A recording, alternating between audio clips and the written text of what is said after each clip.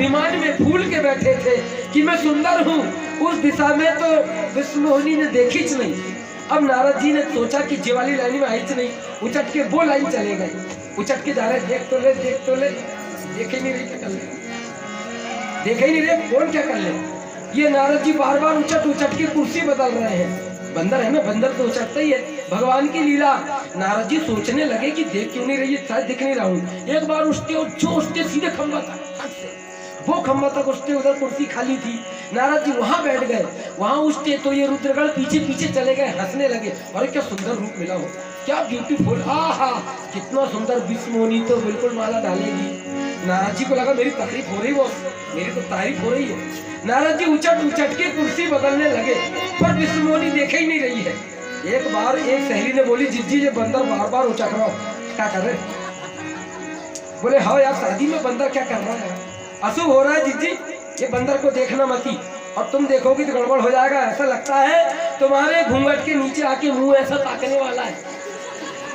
अच्छा ऐसा, वो घूंघट और नीचे कर लेती हूँ। तो विष्णु मोहिनी ने और नीचे घूंघट कर ली। अच्छा नीचे घूंघट बिल्कुल ऐसा, ज्यादा बड़ा घूंघट कर ली विष्णु मोहिनी ने।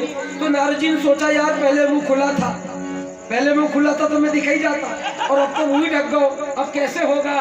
तो नारद जी उछप के सीधे विष्णु मोहिनी के सामने, क्योंकि नारद तो सोच रहे हैं कि मैं तो भगवान का बनाया सुंदर हूँ, पर नारद जी है बंदर। तो तुलसीदास जी लिखते हैं, मरकट बदन भयंकर देही, देखत हृदय क्रोध भाते ही। नारद जी का जैसे ही चेहरा मरकट का देखी, बंदर का देखी, घूंघट बहुत बड़ा था, नारद जी का शरीर छोटा था, घूंघट से नारद ऐसे देखने लगे बंदर के मुंह से, हट हट, ना बंदर आ गया। विष्णु मोहिनी ने फटकार लगाई, और जैसे ही फटकार लगाई तो नारद जी को धिक्कार लगी। अरे मेरी पत्नी बनने जा रही है, मेरे को धिक्कार रही, अरे मैं तो सुंदर हूँ। हंसने लगे रुद्रगण, मैं पहले ही बोल रहा था बड़े बंदर बड़े सुंदर बन रहे हो गए ना बंदर।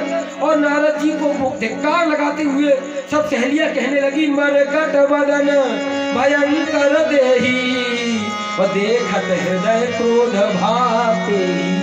विष्णु मोहिनी को क्रोध आ गया, नारद जी को देखी भी नहीं, आगे बढ़ गई, और बढ़ते बढ़ते राजा महाराजाओं के आगे बढ़ते बढ़ते आखिरी राजा तक पहुंची।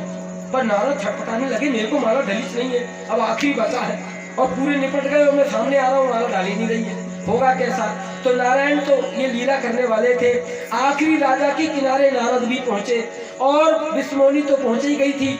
नारद उचट उचट के आखिरी राजा के पास पहुंचे, उसी राजा को माला पड़ती।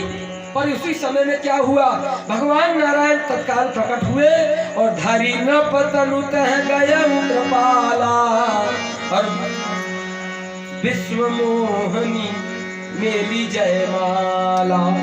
विष्णु मोहिनी ने नारद जी के गले में माला डाल दी, भगवान विष्णु मोहिनी ने नारायण के गले में माला डाल दी। नारायण तत्काल प्रकट हो गए, और नारायण प्रकट हुए तो विष्णु मोहिनी ने नारायण के गले में माला पहना दी।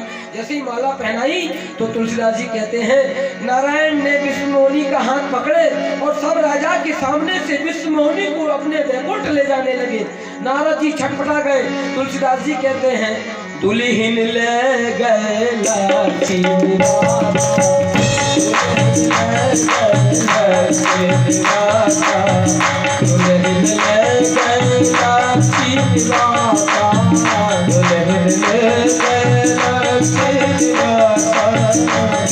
समाज सब भय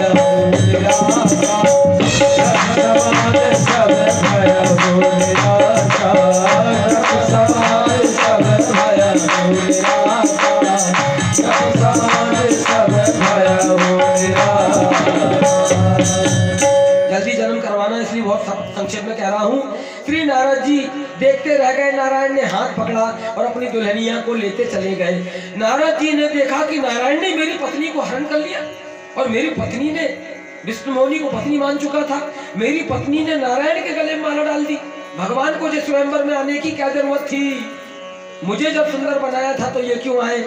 नारद जी छटपटा गए, मन में कई प्रश्न करने लगे, और जैसे ही प्रश्न करने लगे तो नारद जी को लगा कि मेरी एकमात्र मणि थी, और वो मणि भी मेरे से आज छूट रही है।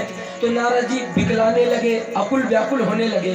उसी समय में दो रुद्रगण वहां पहुंच गए। बोले क्यों, बड़े बड़े बाबा थे तुम तो, बड़े बाबा थे, बड़े सुंदर बता रहे थे, जरा पानी में मुंह जाके देखो सुंदर हो कि बंदर हो। जैसे ही रुद्रगणों ने कहा तो नारद जी तो क्रोध में थे, उन्होंने अपने कमंडल के जल में अपना मुंह देखा, और जैसे ही जल में मुंह देखा तो मुंह देखकर अपना सुंदर शरीर नहीं देखा, अपना शरीर को बंदर देखा। क्रोध में तमतमा गए, भगवान के विषय में विरोधी भाव आ गए। नारद जी सोचने लगे, मैंने भगवान से सुंदरता मांगा था, मैंने कहा था भगवान मुझे आप बना दो सुंदर, पर नारायण मेरे स्वामी ने मुझे बना दिया बंदर, ऐसा क्या कारण था। नारद जी क्रोध में तमतमा गए और सोचने लगे, मेरी पत्नी का भी हरण किया है, या तो अब मैं मर जाऊंगा या फिर भगवान को श्राप दूंगा। मेरे साथ छल किया मेरे स्वामी ने, इतने दिन उनका गुणगान गाया मैंने, पूरा पानी में मट्टी में फेर दिया, या तो मैं श्राप दूंगा या मर जाऊंगा। दई हूँ श्राप की मरी हूँ जाई, जगत मोरी उपहास कराई। पूरे जगत में मेरा उपहास करवा दिया, या तो मैं मरूंगा या नारायण को अपने स्वामी को श्राप दूंगा। और इधर ये दो रुद्रगण जो हैं हंसने लगे। तो नारायण के भक्त नारद जी को क्रोध आ गया। क्रोध में उन दोनों रुद्रगणों को श्राप दे दिया। नारद जी ने कहा कि हो निशाचर जाई तुम कपटी पापी दो, हंसे हूँ हमें हूँ तो ले हूँ फल बहुरी हंसे हूँ मुनि को। मैं तुम्हें श्राप देता हूँ रुद्रगणों, तुमने महात्मा पर हंसा, तुम्हारी इतनी हिम्मत, मैं तुम्हें श्राप देता हूँ, जाओ तुम राक्षस हो जाओ और 3 जन्म तक राक्षस रहोगे, अब दोबारा मुनि को मत हंसना। क्रोध में नारद जी ने दोनों रुद्रगणों को श्राप दे दिया और नारद जी वैकुंठ की ओर जाने लगे कि भगवान से बदला लेके रहूंगा, बहुत कुछ भी हो, या तो मर जाऊंगा, श्राप दूंगा, मेरी पत्नी को छीन लिया, ऐसी हिम्मत उनकी। नारद जी जाने लगे। जब नारद जी क्रोध में तमतमाते जाने लगे तो तुलसीदास जी लिखते हैं, बीच ही पंथ मिलेगा जारी, बीच ही पंथ मिलेगा जारी, बीच ही पंथ मिलेगा जारी, बीच ही पंथ मिलेगा जारी।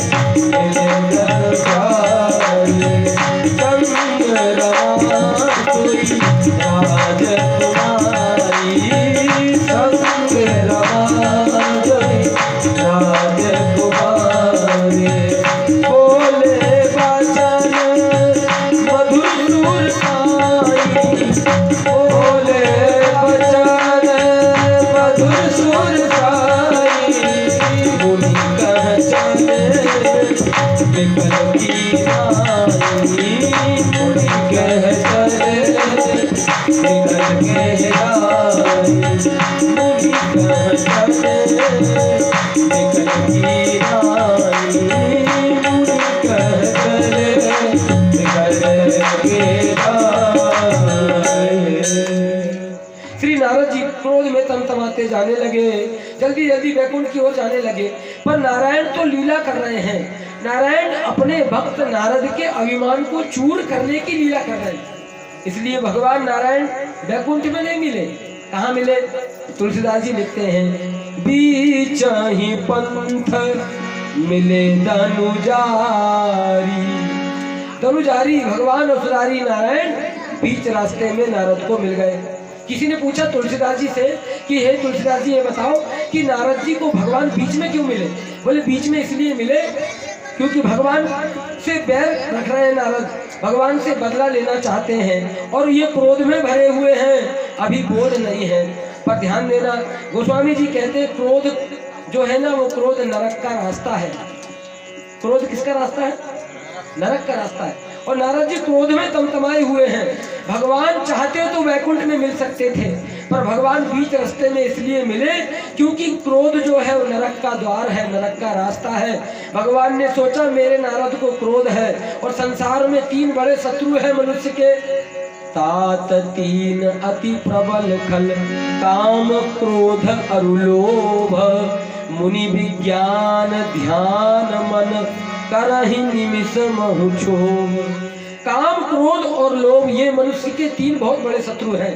क्रोध में नारद भरे हुए हैं। तो भगवान ने सोचा ये नरक के द्वार हैं, नरक के रास्ते हैं, मेरे भक्त को नरक नहीं जाने दूंगा, इसलिए बीच ही में मिले। गोस्वामी जी लिखते हैं बीच ही पंथ मिले धनुजारी, बीच में मिले भगवान। और भगवान कहने लगे क्यों नारद कहाँ जा रहे हो? नारद जी ने जैसे ही सुना तो नारद जी क्रोध में भरे हुए थे, बोले बड़े छलिया हो प्रभु, अब बोलो मत, आपने मेरी पत्नी का हरण कर लिया, बड़े छलिया हो आप, और इतना छल करते हो, आप स्वतंत्र रूप से घूमते हो ना, आपको कोई हाँकने वाला नहीं है ना, आपके ऊपर कोई दबाव डालने वाला नहीं है ना, इसलिए उल जलूल बोलते चले जाते हो, जो मन में करना है वो करते चले जाते हो, भले ही मंद मंद ही भल करहूं और विस्मय हरसन ये कछु धरहूं। हृदय में न तुमको हर्ष होता है न विषाद होता है। हे भगवान, आज तक आपको किसी ने अभी कोई ठिकाने लगाया नहीं, अब अच्छे घर में आपने बयाना दिया है, अब इसका फल पाओगे। मेरे प्रभु जी, मैंने आपका इतने दिन भजन किया, बड़े चतुर हो आप अपने छल से अपना काम बनाने वाले हो। आपने देवताओं को और दानवों को प्रेरित करके समुद्र का मंथन करवाया, और जब मंथन में विष निकला तो आपने विष को पोट करके शंकर भगवान को पिला दिया, और जो सुरा निकली वो सुरा देव राक्षसों को पिला दिया, और जो मणि निकली कौस्तुभ मणि, और जो लक्ष्मी जी निकली वो अपने आप अपने स्वयं के लिए रख लिया। बड़े चतुर हो आपने छल किया मेरे से, अब मेरे से छल किया हो, आपको अब इसका बदला लेके रहूंगा चाहे कुछ भी हो जाए। नारायण मुस्कुराने लगे, बोले नारद क्या बदला लोगे? बोले प्रभु जी आपने मेरी पत्नी छीन लिया, मेरा श्राप है प्रभु जी, आपको आपने मनुष्य शरीर धारण किया, मैं श्राप देता हूँ प्रभु जी। बंचे मोही जवनी धरी देहा, सोई तनु धरा हूँ श्राप मम एहा। जिस शरीर से वंचना करके आपने मेरी पत्नी को धारण किया है, जिस मनुष्य शरीर को धारण किया है, वैसे आप अजन्मा है, कभी धारण करते नहीं हैं, परंतु आपने नर शरीर धारण किया है, मेरा आपको श्राप है प्रभु जी, आपको भी नर शरीर धारण करना पड़ेगा। सोई तनु धरहूं श्राप ममहेहा। और प्रभु मेरा श्राप सुनो, आपने मेरी पत्नी को छीना है ना, आपने मेरा मुंह कपी का बना दिया, मेरी मुख की आकृति आपने कपी की बना दी, मेरा श्राप है प्रभु जी, आपकी ऐसी दुर्दशा हो जाएगी, आपको कोई मनुष्य सहायता करने वाला नहीं मिलेगा, ऐसी दुर्दशा हो जाएगी, आपको बंदरों से सहायता लेनी पड़ेगी। नारद जी ने श्राप दिया, कपियाकृति तुम कीन हमारी, करी है कीस सहाय तुम्हारी। और भगवान आपने मेरी पत्नी छीना है ना, मेरा आपको श्राप है, जैसे मैं अपनी पत्नी के वियोग में बिलख रहा हूँ, मेरा आपको श्राप है भगवान कि आपको मनुष्य शरीर धारण करना पड़ेगा, और आपको भी आपकी पत्नी के वियोग में बिलख बिलख कर रोना पड़ेगा।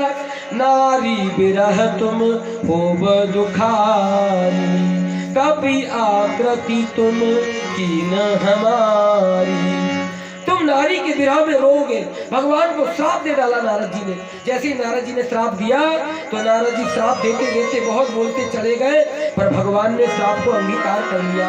सासु श्राप हरि दीन प्रमाणा, कौतुक निधि कृपाल भगवान। भगवान नारायण ने कौतुक करके उस श्राप को अंगीकार कर लिया। फिर भगवान ने जब माया हटाया तो ऐसी कथा आती मेरे भाई बहन, प्रभु जब माया दूरी निवारी, तो नहीं तह रमान राजकुमारी। जब भगवान ने माया हटाया तो ना तो वहां विष्णुनी थी और ना वो राजकुमारी कन्या थी। ध्यान से सुनना, जब भगवान ने अपनी माया हटाया तो नारद जी ने देखा कि भगवान अकेले खड़े। भगवान तो मायाधीश है, एक नहीं हजारों पत्नी रख सकते हैं, और रखे ही रहे 16,108 है, तो कोई चिंता की बात नहीं है। इसलिए भगवान ने जब माया हटाया तो प्रभु जब माया दूरी निवारी, नहीं तह रमान राजकुमारी। नारद जी को लगा भगवान अकेले हैं। नारद जी की माया हट गई। नारद जी को मन में ग्लानि हुई। नारद जी सोचने लगे मैंने भगवान को बहुत बुरा बुरा बोल दिया। नारद जी भगवान के दंडवत करने लगे और रोने लगे फूट फूट के। नारद जी कहने लगे भगवान मैंने आपको बहुत बुरा भला कहा हूँ, मेरे से पाप हो गया, मेरे मन में ग्लानि हो रही है, मेरा पाप कैसे मिटेगा। तो भगवान श्री नारायण ने नारद जी को मन की ग्लानि दूर करने के लिए एक उपाय बताया। आप लोग भी सुन लीजिए।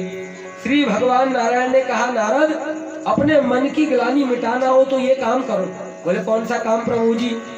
जपहु जाई शंकर सतनामा, जपहु जाई शंकर सतनामा, जपहु जाई शंकर सतनामा, जपहु जाई शंकर सतनामा, जपहु जाई शंकर सतनामा, जपहु जाई शंकर सतनामा, जोई हरि पूरा हृदय विश्रामा, होय हरि पूरा हृदय विश्रामा, को नहीं तीरो समान प्रिय मोरे,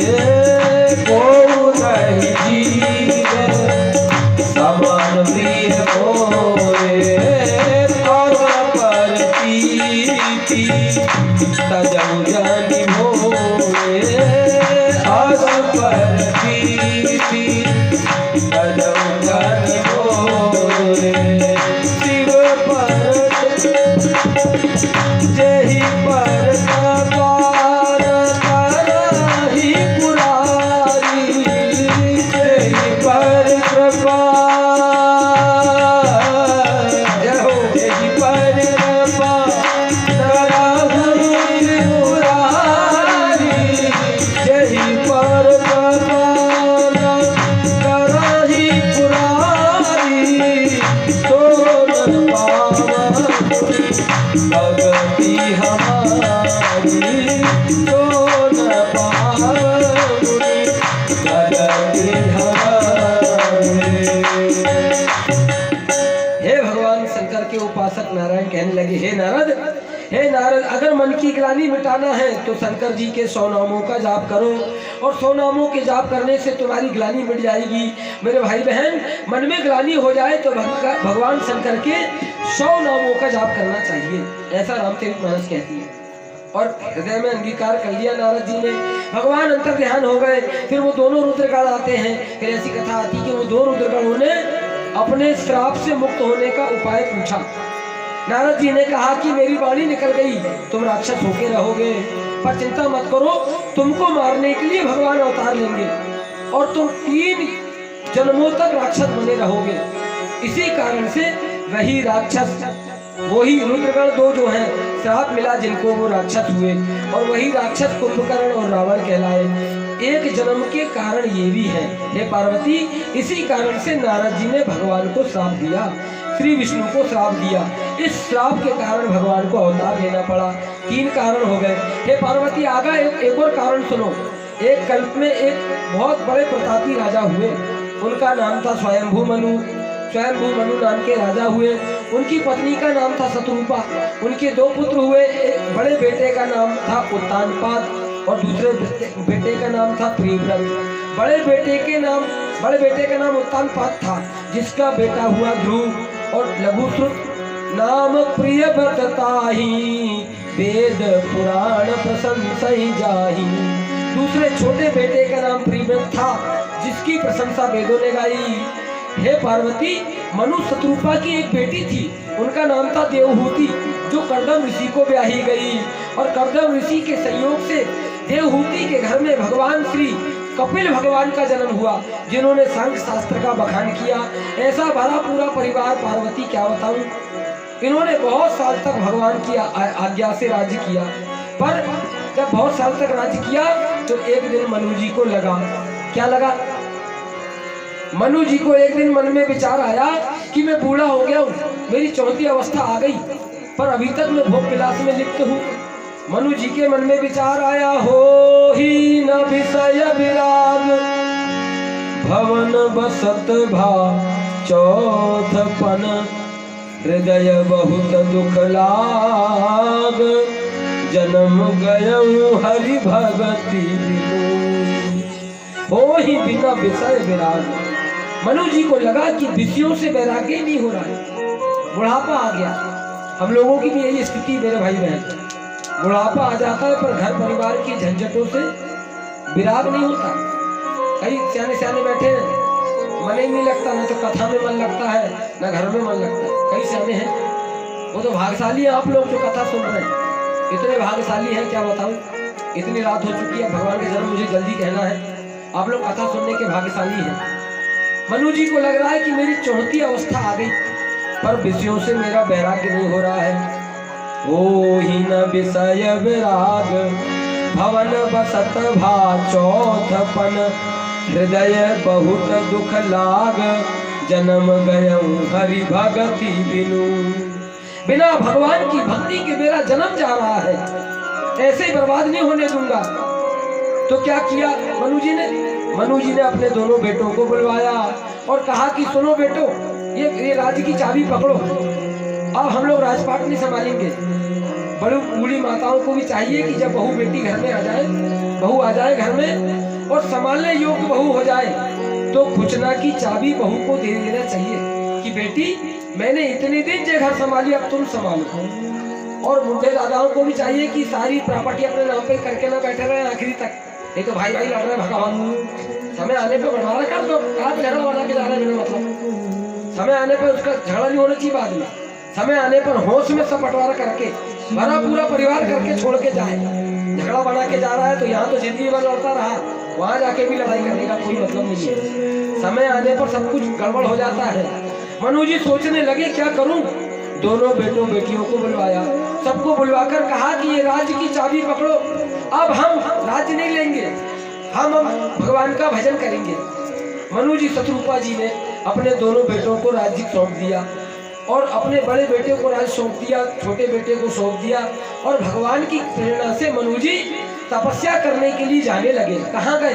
रामचरितमानस में आया कि मनु जी एक विशेष तीर्थ क्षेत्र में गए, सिद्धि देने वाले तीर्थ क्षेत्र में, उसका नाम है नैमिषारण्य। मनु जी शत्रुपा जी नैमिषारण्य चले गए।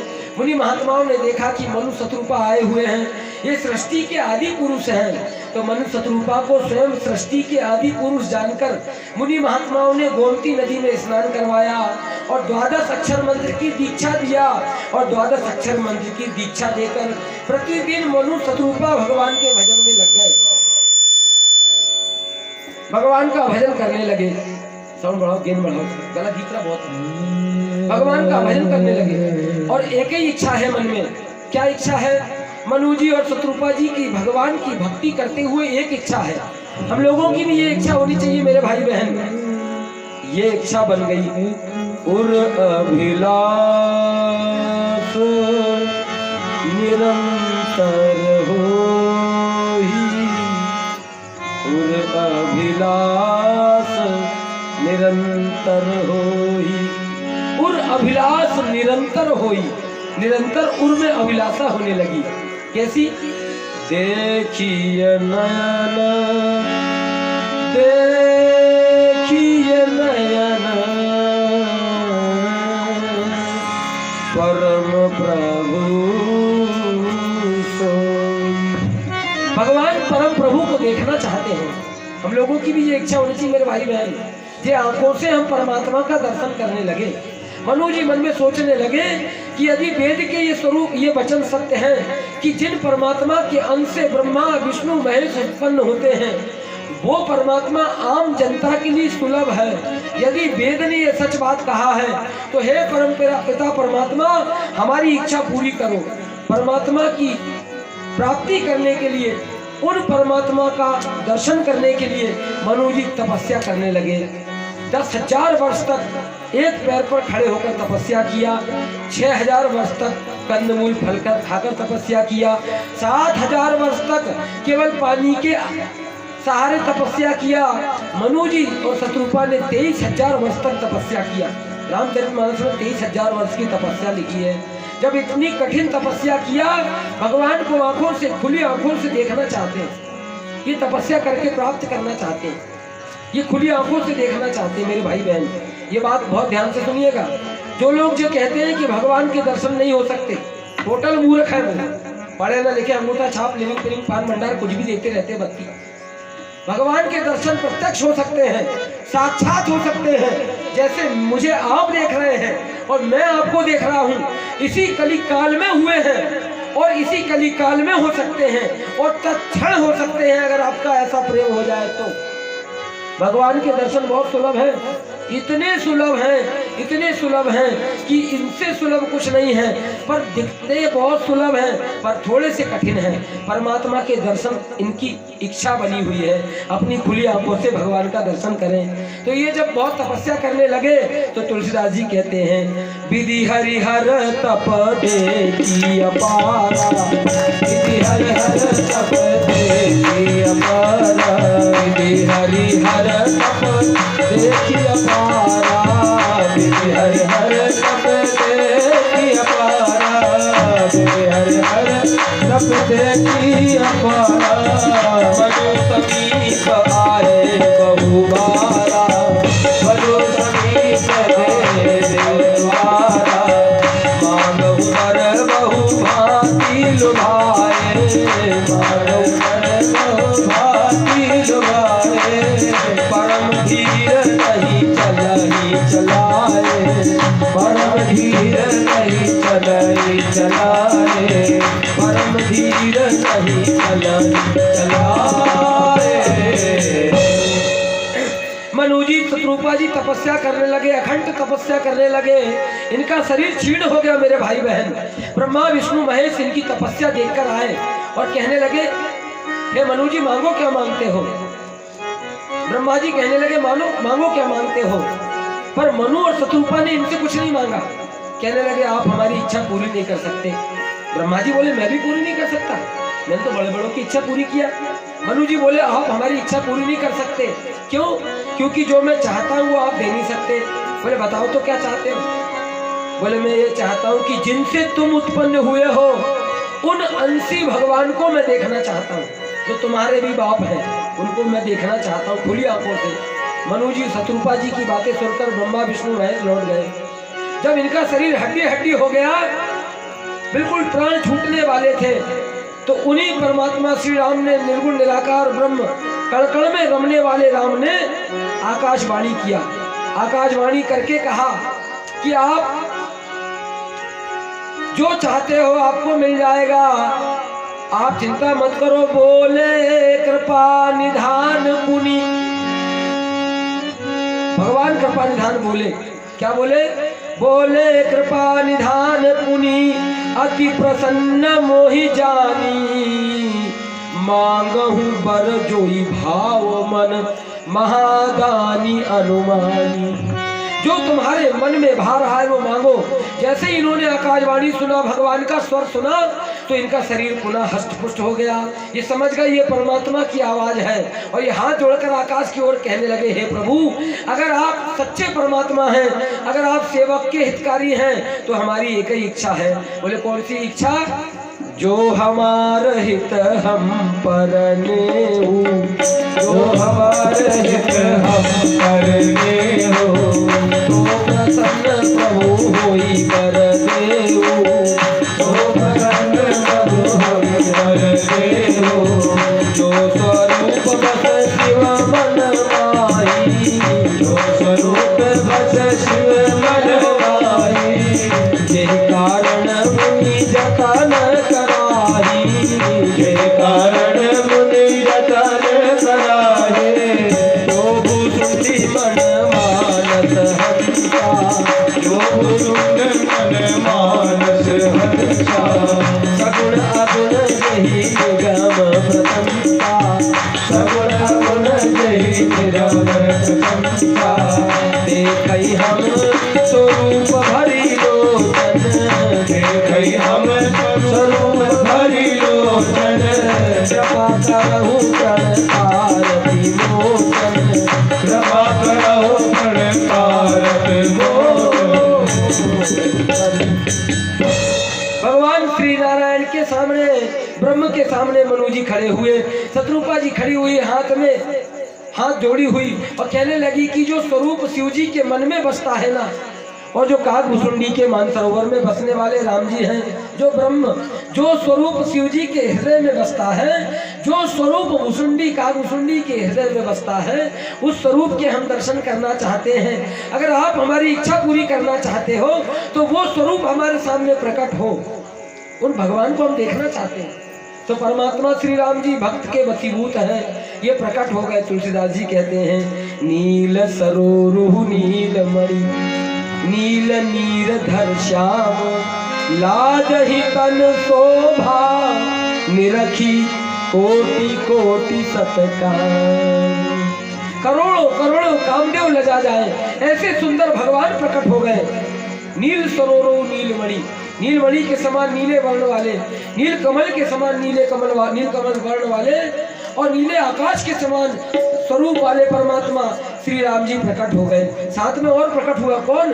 बोले वाम भाग शोभति अनुकूला, वाम भाग शोभत अनुकूला, आदि साथी कवि निधि जगमूला, आदि साथी कवि जगमूला, वाम भाग शोभति अनुकूला, वाम भाग शोभत अनुकूला, आदि साथी छवि निधि जगमूला, आदि साथी छवि अनुकूला, जातु अंत उपजहि गुण धानी, जाति अंत उपजहि गुण धानी, अनंत राशि गुणा ब्रह्मानी, अनंत राशि गुणा ब्रह्मानी। जिसके अंश से करोड़ों करोड़ों अगणित लक्ष्मी ब्रह्मांडी उत्पन्न हो जाए, ऐसी लक्ष्मी ब्रह्मांडी इंद्राणी को प्रकट करने वाली श्री जानकी जी बाएं भाग में प्रकट हुई। श्री सीताराम जी प्रकट हुए, नीलमणि नीलधर श्याम श्री राम जी, श्री जानकी जी गौरांगी जानकी जी प्रकट हुई। बोलिए सियावर रामचंद्र की जय। श्री राम जी के सामने मनु जी हाथ जोड़कर खड़े हो गए। बोले प्रभु अब मेरे काम पूरे हुए, मेरे सफल हो गए काम, मैं आज तृप्त हो गया। पर भगवान बोले मांगो मनु, कुछ मांगो, मैं दानी शिरोमणि हूँ, तुम मांगो जो तुम्हारे मन में हो वो मांग लो। भगवान बोलने लगे मनु दानी शिरोमणि कृपा निधि। मनु जी ने भी हाथ जोड़ लिया, प्रभु आप मांगने को कहते हो? बोले हाँ मैं मांग लूं। बोले बिल्कुल मांगो। हे दानी शिरोमणि, हे कृपा निधि, मैं एक चीज चाहता हूँ। बोले क्या चाहते हो? दानी शिरोमणि कृपा निधि, नाथ कहूँ सत्य भाऊ, चाहूं तुम्हारी समान सुत, प्रभु सन कवन दुराऊ। मैं आपके समान बेटा चाहता हूँ, आपसे क्या छुपाऊं प्रभु, आप दानी शिरोमणि हैं, कृपा निधि हैं, मैं आपके जैसा बेटा चाहता हूँ, मुझे आपके जैसा एक बेटा दे दीजिए। भगवान ने बड़े उत्तम वचन सुने तो एवमस्तु बोल दिए। बोले एवमस्तु, ऐसा ही होगा। पर भगवान ने जैसे ही एवं वस्तु कहा तो श्री जानकी जी ने राम जी को कोहनी ठोकी। बोले प्रभु जी आपने बिना सोचे समझे एवं वस्तु बोल दिए। बोले हाँ जानकी, क्यों ऐसे नहीं बोलना चाहिए? बोले नहीं। बोले क्यों? श्री जानकी जी बोली प्रभु आपके समान तो आप ही हैं, और आपके समान दूसरा बेटा कहाँ से होगा, आपके समान आप ही अकेले हैं। तो राम जी ने कहा हाँ जानकी बिल्कुल सही बोली। देखो पत्नी कभी कभी अच्छी सलाह देती, बस गड़बड़ हो जाती कई बार। पत्नी ने सलाह दे दी, श्री जानकी जी ने सलाह दी, ठाकुर सोच समझ के वरदान देना चाहिए, ऐसा मत किया करो। तो राम जी ने कहा क्या करूं, मुंह से तो निकल ही गया, अगर मैं अपनी बात पलटूंगा तो लोग लिख देंगे कि भगवान भी झूठ बोलते हैं, उनकी बातें भी झूठी हो जाती है, तो क्या करूं, मेरे समान तो कोई है ही नहीं, तो आप ही भुगतो। अब इनके घर में पैदा होना तुमने तो बोले ही दिए हो, मैं पैदा होऊंगा बोले ही दिए हो, अब इनके घर में पैदा होना मैं क्या करूं। श्री जानकी जी कहने लगी आपके समान आप ही हैं। तो श्री भगवान कहने लगे हे मनु आप सरिस खोजो कदाई, आप सरिस खोजो कहीं जाए, आप सरिस खोजो कहाँ जाई, आप सरिस खोजो कहीं जाए, नक तव तनय हो मैं आई, नक तव तनय हो मैं आई, आप सरिस खोजो कहाँ जाई, आप सरिस खोजो कहाँ जाई। मात्र 10 मिनट में और कथा कहूंगा। आपकी अनुमति हो तो 10 मिनट बाद कथा बढ़ा दूंगा। आज भगवान का जन्म है। 10-15 मिनट और बस। अभी बजे कितना है? अभी 12 ही बजे हैं। 15 मिनट में भगवान का जन्म करा दूंगा, क्योंकि कथा प्रसंग बहुत लंबे हैं, पर चूंकि समय अनुसार कहना है। एक बार जय घोष करना चला। बोलिए हनुमान जी महाराज की।